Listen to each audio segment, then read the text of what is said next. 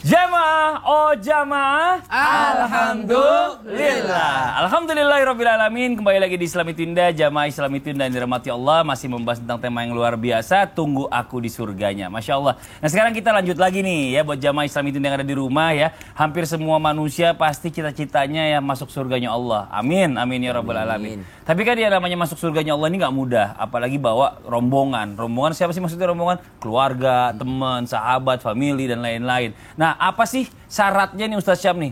Ya, kalau kita bisa ngajak semua keluarga kita yang kita sayang ini atau teman-teman kita ini masuk surganya Allah. Mungkin bisa dijelaskan nih biar kita bisa belajar dari sekarang gitu. Tapi guruku Ustaz Maulana Ustaz Afif, Mas Fadli serta guru-guru kami yang dimuliakan Allah Subhanahu wa taala. Ba'da naqul a'udzubillahi minasyaitonir rajim. Ya ayyuhalladzina amanu qu anfusakum wa ahlikum nara. Amin. Allahumma arhamna bil Qur'an. Wahai orang-orang yang beriman, jagalah dirimu dan keluargamu dari api neraka. Maka kalau ditanyakan apa syaratnya, maka mudah sekali syaratnya. Satu, menjaga diri dan keluarga dari api neraka.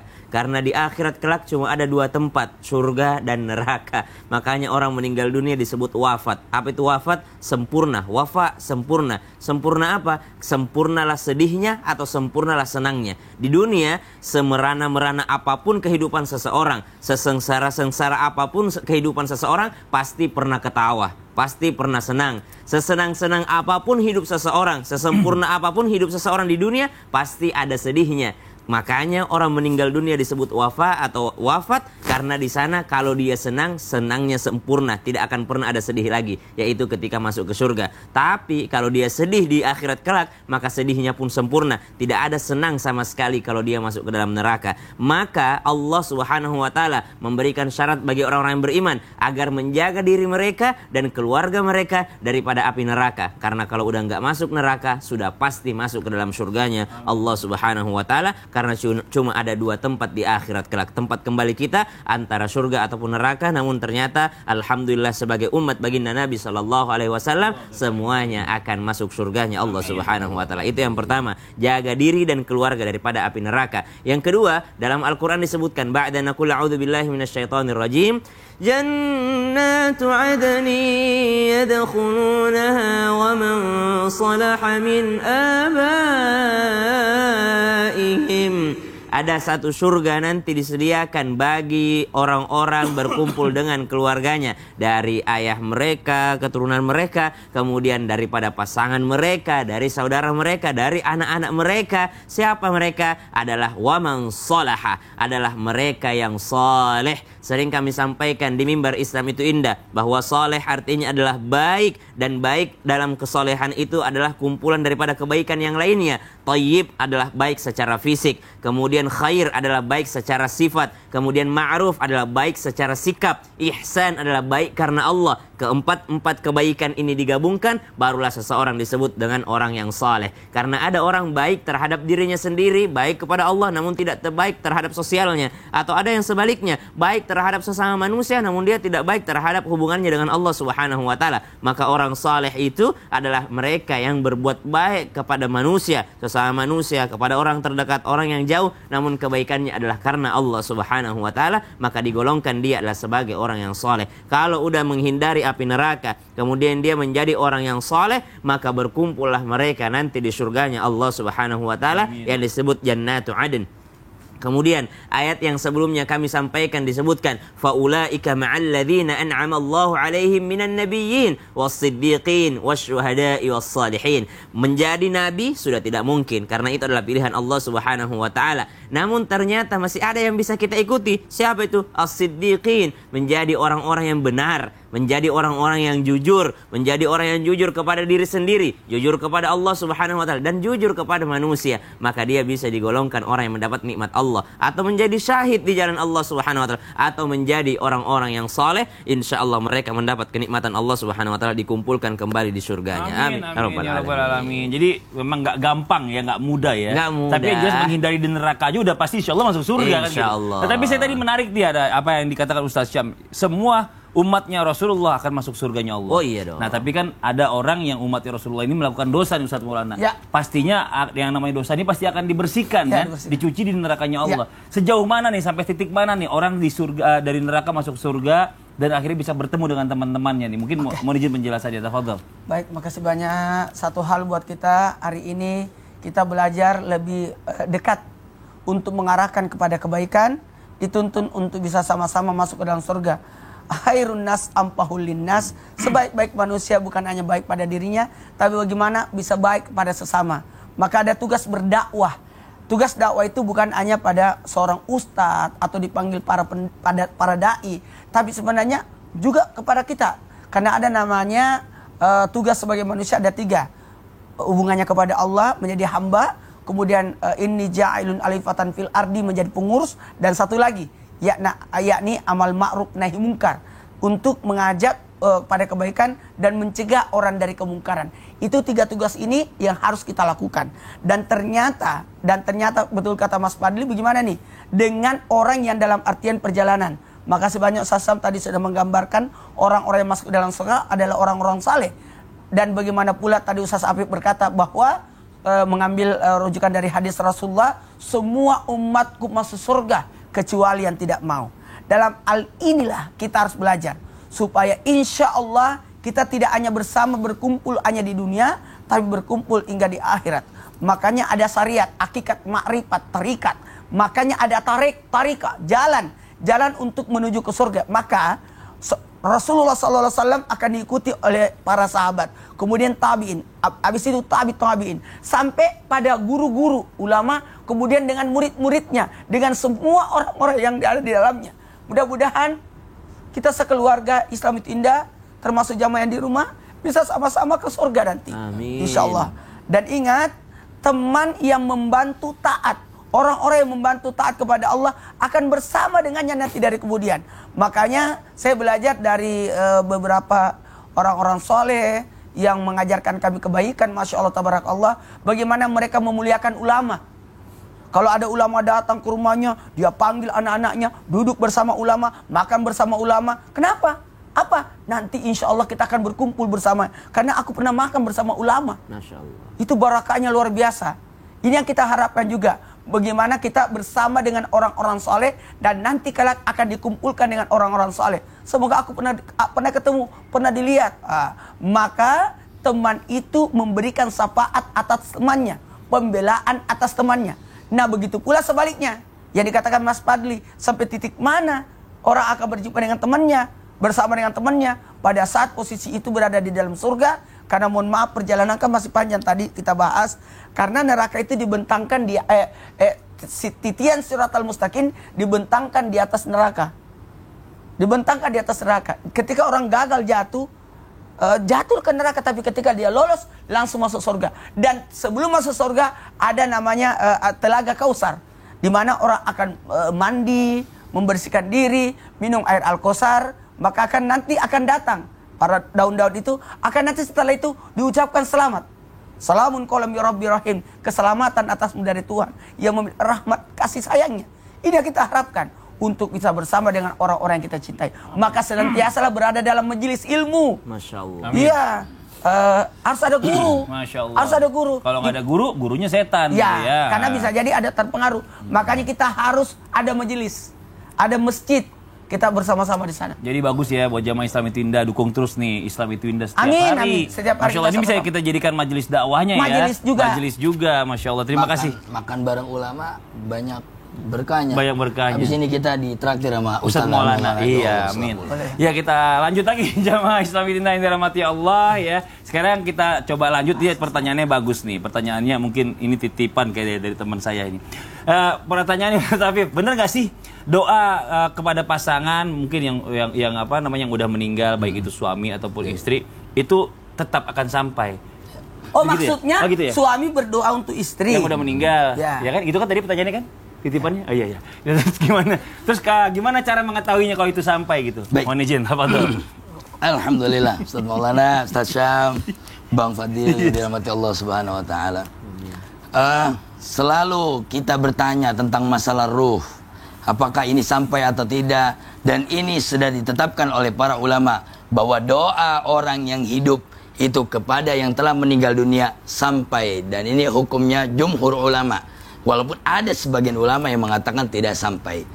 Nah, yang menarik adalah setiap suami akhirnya mendoakan istrinya yang telah meninggal dunia, atau setiap istri mendoakan suami yang telah meninggal dunia.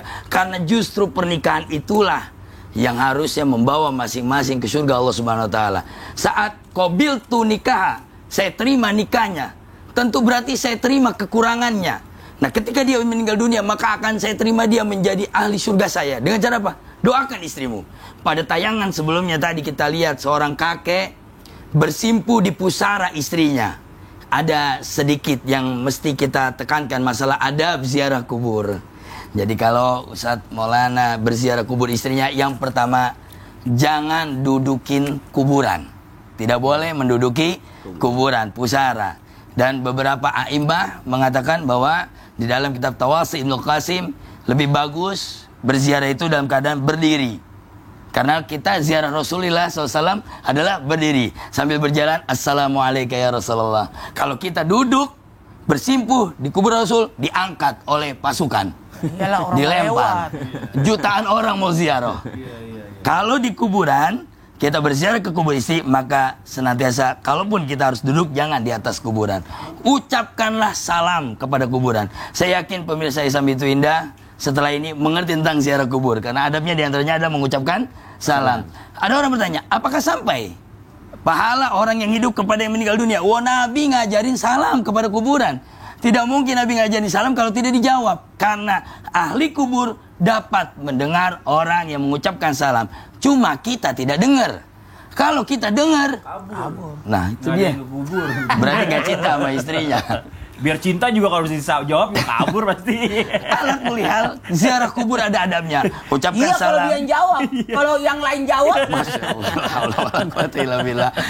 Jadi kita mengucapkan salam kepada kubur itu merupakan sebuah pahala kepada. Apalagi Allahumma firlahum warhamu, Allahumma firlaha untuk istri kita, untuk suami kita, Allahumma firlahu, ini bagus sekali. Dan kata Nabi, kuntu nahaitum an ziyaratul kubur. Dulu saya melarang kalian ziarah kubur, barangkali karena dulu kubur-kubur itu suka disembah oleh Yahudi. Bahkan mereka menjadikan kubur-kubur para nabi, orang-orang soleh itu menjadi masjid. Ya? Nah, ini yang tidak boleh. Tapi kalau ziarah kubur dengan niat untuk kita ingat kepada akhirat dan kita meringankan dosa orang yang ada di dalam kubur, maka setidaknya Allahumma firlahu warhamhu wa'afi wa'fu anhu. Tapi banyak teman-teman kita yang salah kaprah di dalam ziarah kubur memang. Doanya tidak, tapi kasih tabur bunga saja. Nah, ini kurang sesuai dengan syariat. Tabur bunga, dulu Rasulullah SAW memang menaruh pelepah kurma di antara dua kubur. Agar apa? Agar selama pelepah kurmanya hijau, maka yang di dalam kubur mendapatkan ampunan. Kalau kita banyak dosa, jangan pelepah kurma, taruh aja pohon beringin. Gua gede sekali ya. Hijaunya banyak. Akarnya nancep ke bawah dong. Bahaya, nauzubillah. Makasih banyak Ustadz Afif atas penjelasannya. Nah, sekarang saya akan kembali membacakan pertanyaan masuk nih yang ada di Islam itu Indah ya. Kalau gitu kita kembali ke segmen Tanya Dong Ustadz. Kami semua tanya dong Ustadz. Izin Ustadz, saya mau ngambil di kotak surat nih pertanyaannya. Dari tadi kan udah di sosial media. Saya mau ngambil kotak surat. Oh, banyak. Meremnya deh. Tapi nggak muat tuh kayaknya. Dapatnya yang mana? Oh, yang ini aja dapatnya nih. Yang dapatnya aja lah ya. Biar nggak pilih kasih. Oke, kita langsung bacakan aja pertanyaannya ya. Ini dari Cilodong. 24 bulan 8 tahun 2022. Oke. Assalamualaikum Ustadz. Waalaikumsalam warahmatullahi wabarakatuh. Aku menyesal. Selama masih hidup, aku sebagai anak sering melukai hati ibu saya. Sampai saat ibu aku meninggal, aku baru merasakan apa itu kehilangan dan penyesalan yang sesungguhnya. Aku pengen banget bisa bertemu lagi sama ibu. Tapi dengan perilaku aku yang sering menyakiti ibu, apakah aku bisa dipertemukan kembali di surganya Allah? Ya, ini dari hamba Allah. Ini Masya Allah ya, pertanyaannya luar biasa, bagus banget nih Ustaz Syam. Mohon izin dijawab Ustaz Syam. Baik, saudara tabe guru Ustadz Maulana, tabe guru Ustadz Afif, Mas Fadli serta guru-guru kami bahkan Allah Subhanahu wa taala, dan penanya yang sementara ini sedang menyesal.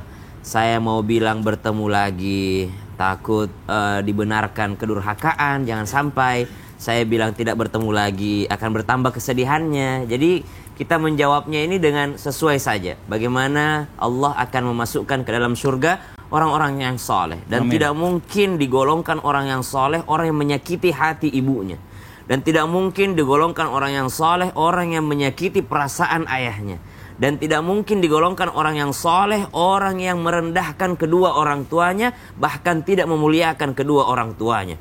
Karena salah satu perintah tertinggi di dalam agama Islam, wa qadha rabbuka alla ta'budu illa iyyah wa bil walidaini ihsana wa'budullaha wa la tusyriku bihi syai'a wa bil walidaini ihsana. Setelah Allah Subhanahu wa taala memerintahkan kalian untuk menyembah hanya kepadanya dan tidak menyekutukannya, wa bil walidaini ihsana, Allah langsung sambung perintah yang kedua agar berbuat baik terhadap kedua orang tua, berbuat ihsan terhadap ayah ibu. Allah tidak langsung memerintahkan sholat, Allah tidak langsung memerintahkan zakat, Allah tidak langsung memerintahkan untuk ikut pengajian, ikut ta'lim, Allah tidak memerintahkan langsung untuk umrah bagi anak mungkin yang udah punya uang. Bukan Allah merintahkan mereka langsung berhaji, tidak. Tapi Allah merintahkan setelah engkau mengesahkan Allah Subhanahu wa taala, maka wabil walidaini ihsana, perbaiki hubunganmu, berbuat ihsanlah terhadap kedua orang tuamu. Maka sangat disayangkan jika dikatakan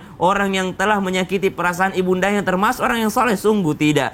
Maka sangat disayangkan jika dikatakan ada anak yang menyesal ketika orang tuanya sudah meninggal dunia. Itu sudah pasti. Kenapa? Karena Nabi SAW mengingatkan, mengancam kepada seluruh umatnya, ragima anfun, sungguh celaka, sungguh menyesal. Siapa itu ya Rasulullah? Mereka yang mendapati kedua orang tuanya membutuhkan bantuannya atau salah satunya dalam usia senjanya, lalu mereka tidak menjadikan orang tuanya tersebut pintu surganya. Maka penyesalan yang terbesar memang sudah menjadi ancaman dari baginda Nabi SAW. Itu yang pertama. Yang kedua, kami rasa seorang orang tua itu kasihnya sepanjang jalan. Kasih orang tua bahkan dia disakiti sama anaknya pun, mereka tetap mencintai anak-anaknya, mereka tetap mengasihi anak-anaknya. Maka jikalau adinda yang bertanya sudah mendapatkan penyesalan di dalam hatinya, maka bersungguh-sungguhlah bertaubat kepada Allah Subhanahu wa taala dan mencari tahu amalan apa yang bisa menyenangkan orang tua di dalam kuburnya.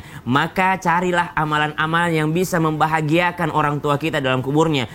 Mungkin kita sudah membuat dia sedih di dunia, namun jangan sampai ia sedih sampai di alam barzakh. Apa amalannya Ustaz? Waladin saleh yad'ulah, anak soleh yang mendoakan orang yang dalam kubur itu sampai pahalanya dan menyenangkan orang yang dalam kuburnya. Maka doakan senantiasa, jangan pernah lupa. Yang kedua adalah sedekatin jariyah atau sedekah jariyah. Maka kalau ibu punya warisan, ibu punya sesuatu yang ditinggalkan hartanya, maka sedekahkan atas namanya, maka itu akan membahagiakannya. Yang ketiga, sambunglah silaturahim kepada orang-orang yang pernah dekat dengan ibu. Misal dia punya saudara, dia punya adik, dia punya sepupu, dia punya keluarga di kampung, cari siapa yang sering disambung silaturahim oleh ibu, maka sambung pula oleh anak-anaknya, maka itu akan membahagiakan orang dalam kuburan. Jangan sampai sudah membuat sedih di dunia, sampai ke alam barzakh pun masih membuat sedih. Dan ingat, orang yang berada di alam barzakh bisa melihat apa yang dilakukan oleh anaknya. Maka perbanyak amal soleh supaya orang tua kita bahagia di alam kuburnya. Wallahu ta'ala a'lam. Terima kasih banyak Sama-sama, Ustaz Syam. Fadli. Jadi masih ada kesempatan ya untuk bertaubat ya. Masih Dan ada. selalu mendoakan orang tuanya. Betul. Masya Allah.